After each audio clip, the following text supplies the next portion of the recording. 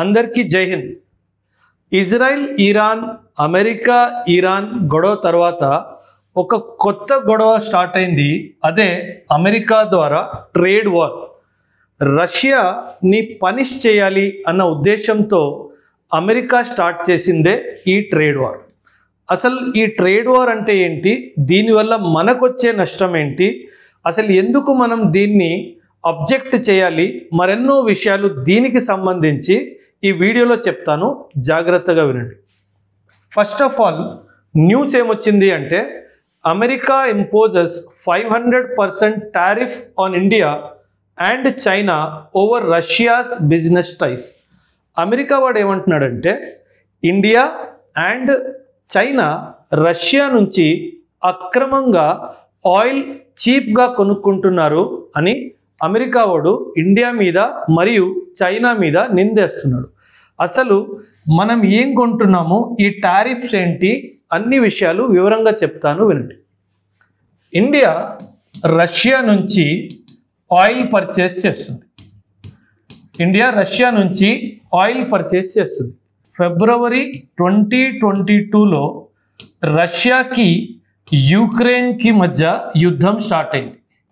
ఇప్పుడు యుద్ధం స్టార్ట్ అయిన తర్వాత రష్యాకి డబ్బులు అవసరం ఉంటుంది కాబట్టి రష్యా ఇండియాకి ఫ్రెండ్ కాబట్టి నా దగ్గర ఆయిల్ కొనుక్కుంటే మాత్రము ప్రతి బ్యారెల్ పర్ బ్యారెల్ నేను నీకు $20 నుంచి $30 పర్ బ్యారెల్ నేను నీకు డిస్కౌంట్ ఇస్తాను. ఎందుకంటే ఇది ఇండియాకి మంచిది కాబట్టి ఇండియా వెంటనే దీనికి ఓకే చెప్పింది. సో ఇలా మనము 2022 నుంచి రష్యా నుంచి చాలా ఆయిల్ని ఇంపోర్ట్ చేస్తున్నాం. మనందరికీ తెలుసు మన ఇండియా దగ్గర ఆయిల్ రిజర్వ్స్ లేవు, మన భూమి లోపల ఆయిల్ లేదు. అందుకే మనం ఆయిల్ ఇంపోర్ట్స్ మీద డిపెండ్ అయి ఉంటాం. మిడిల్ ఈస్ట్ కంట్రీస్లో, రష్యాలో, మరికొన్ని సదర్న్ అమెరికన్ కంట్రీస్లో మాత్రం ఆయిల్ చాలా ఎత్తుగా వాళ్ళ భూమి లోపల దొరికింది. కానీ ఇండియాకి ఇది దొరకలేదు. కాబట్టి మనము 85 to 87% ఆఫ్ ది ఆయిల్ మనం ఇంపోర్ట్ చేస్తాం.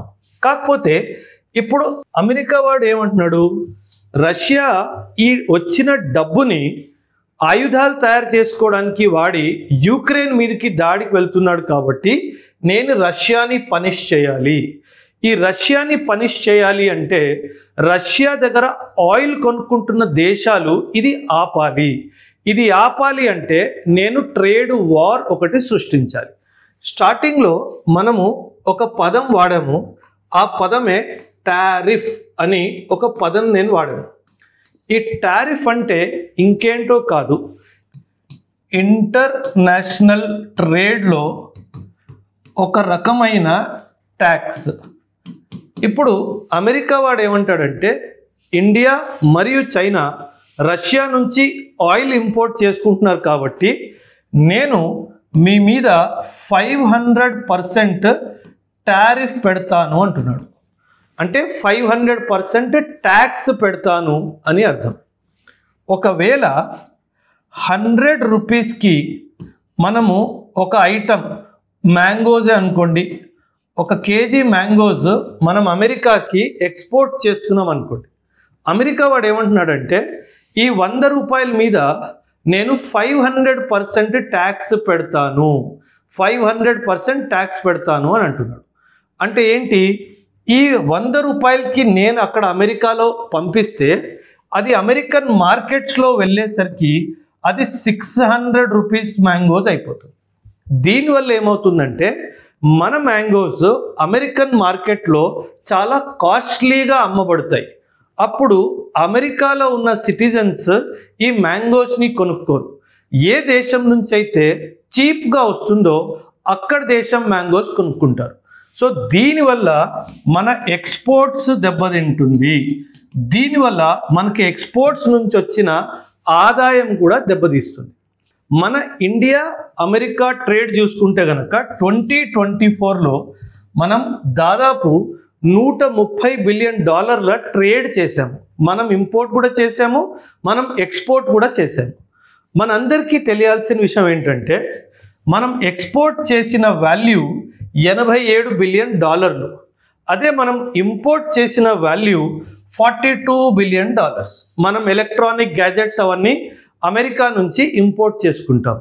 సో ఇక్కడ ఏమవుతుందంటే ట్రేడ్ డెఫిసిట్ అంటే ఎక్స్పోర్ట్ మనం 87 చేస్తున్నాము, ఇంపోర్ట్ మనం 42 చేస్తున్నాం. కాబట్టి అమెరికా వాడు మనకి $45 బిలియన్ లో ట్రేడ్ డెఫిసిట్లో ఉన్నాడు.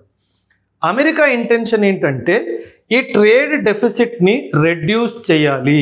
ఈ ట్రేడ్ డెఫిసిట్ని రెడ్యూస్ చేయాలి అంటే ఇండియా ఎక్స్పోర్ట్స్ని తగ్గించాలి. ఇండియన్ ఎక్స్పోర్ట్స్ టు అమెరికాని తగ్గించాలి. ఇది తగ్గించాలి అంటే నేను ట్యాక్స్ విధించాలి. నేను ట్యాక్స్ విధిస్తే ఆటోమేటిక్గా ట్రేడ్ తగ్గిపోతుంది. ట్రేడ్ ఎందుకు తగ్గిపోతుంది? ఎందుకంటే నా మ్యాంగోస్ కాస్ట్లీ అయిపోతాయి కాబట్టి నా ట్రేడ్ తగ్గిపోతుంది. నా ట్రేడ్ తగ్గిపోతే ఆ సందర్భంలో ట్రేడ్ డెఫిసిట్ కూడా తగ్గిపోతుంది. సో ఇందుకు అమెరికా చేస్తున్న పని ఇది. ఇలా ఉండగా రెండో విషయం చాలా ఇంపార్టెంట్. అసలు ఇండియా రష్యా నుంచి ఆయిల్ ఎందుకు ఇంపోర్ట్ చేస్తుంది? మనం అనుకున్నాం కదా $20 to $30 పర్ బ్యారెల్ మనకు మిగులుతుంది. ఇది మంచి విషయం. అసలు దీనికి వెనుక కారణం ఏంటి? ఇండియా ఎందుకు రష్యా నుంచి ఆయిల్ ఇంత ఎక్కువ స్థాయిలో కొనుక్కుంటుంది? ఇది చాలా ఇంపార్టెంట్. దీన్ని అర్థం చేసుకోండి. నేను చెప్పాను కదా మనకి ఆయిల్ రిజర్వ్స్ లేవు కాబట్టి మనము 85% నుంచి 87% ఆఫ్ ఆయిల్ని ఇంపోర్ట్ చేసుకుంటాం. ఒక అంచనా ప్రకారంగా ఇండియా రోజుకి 5 మిలియన్ బ్యారెల్స్ ఆఫ్ ఆయిల్ ఇండియాకి కావాలి, ఇండియన్ ఎకానమీకి కావాలి. ఈ 5 బిలియన్ బ్యారెల్స్ మనం లీటర్స్లో కన్వర్ట్ చేసుకుంటే ఇది దాదాపు 80 కోట్ల లీటర్లు ఆయిల్ మనకు రోజు కావాలి ఇండియాకి. దేనికి కావాలి?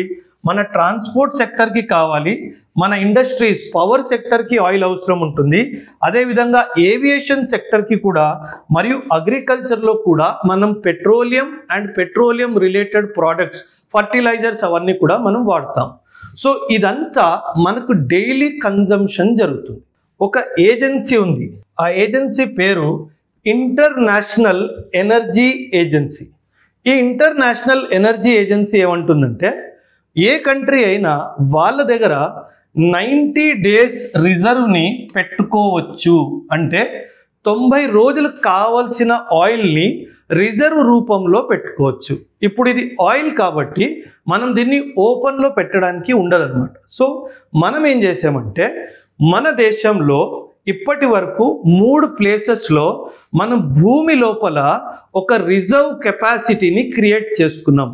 ఈ 3 ప్లేసెస్ ఏవంటే ఒకటి విశాఖపట్నంలో, మన విశాఖపట్నంలో, రెండోది మ్యాంగ్లూరులో, ఇంకోటి పాడూరులో. ఇలా 3 ప్లేసెస్లో మనం భూమి లోపల స్ట్రాటజిక్ పెట్రోలియం రిజర్వ్స్, మనము స్ట్రాటజిక్ పెట్రోలియం రిజర్వ్స్ని మనము తయారు చేసుకున్నాము.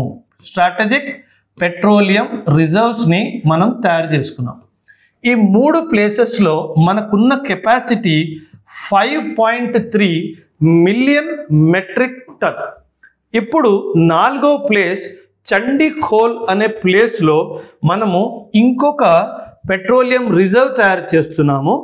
అదే కాకుండా పాడూరులో ఎక్స్టెన్షన్ కూడా చేస్తున్నాం కర్ణాటకలో. సో దీంతో మన ఎస్పిఆర్ కెపాసిటీ 6.5 మిలియన్ మెట్రిక్ టన్కి పెరిగిపోతుంది. ఇంతకుముందు ఈ 3 ఉన్న ఎస్పిఆర్ 1 కెపాసిటీ చూసుకుంటే మనకు 9 నుంచి 10 రోజుల స్ట్రాటజిక్ రిజర్వ్స్ ఉంది. ఇది 4వది జాయిన్ అయిన తర్వాత ఈ స్ట్రాటజిక్ రిజర్వ్ మనకి 18 నుంచి 20 రోజులకి పెరిగిపోతుంది. నేను చెప్పే కదా ఇంటర్నేషనల్ ఎనర్జీ ఏజెన్సీ ఏం చెప్పింది, మనం 90 రోజుల దాకా స్ట్రాటజిక్ రిజర్వ్స్ని క్రియేట్ చేసుకోవచ్చు. సో ఇది మనం చెప్తున్నది ఓన్లీ గవర్నమెంట్ రిజర్వ్స్. మన పెట్రోలియం గవర్నమెంట్ దగ్గరే కాకుండా ఆయిల్ రిఫైనరీస్ దగ్గర కూడా క్రూడ్ ఆయిల్ ఉంటుంది.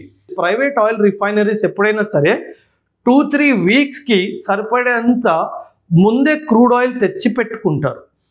క్రూడ్ ఆయిల్కి పెట్రోల్కి తేడా ఉంది. క్రూడ్ ఆయిల్ ఎలా అంటే భూమి నుంచి ఎప్పుడైతే తీస్తారో అదే కండిషన్లో ఒక బ్యారెల్లో వేసి ఎక్స్పోర్ట్ చేసేస్తారు.